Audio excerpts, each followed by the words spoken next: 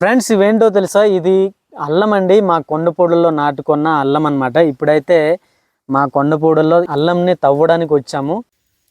ఇదేనండి అల్లం తాలూకా మొక్క అనమాట. వీటి ఆకులు చూసారా, సన్నగా ఉన్నాయి. వీటిలాగానే అడవుల్లో కొన్ని రకాల మొక్కలు అయితే ఉంటాయి.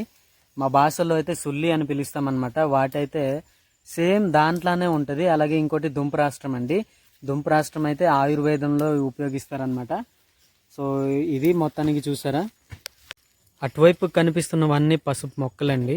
అలాగే ఇటువైపు కనిపించేదంతా ఈ అల్లం మొక్కలు అన్నమాట. ఇవి అల్లం మొక్కలు అలాగే పసుపు మొక్కలు అయితే వేరువేరుగా పంటలు అయితే పండించుకోవాలి.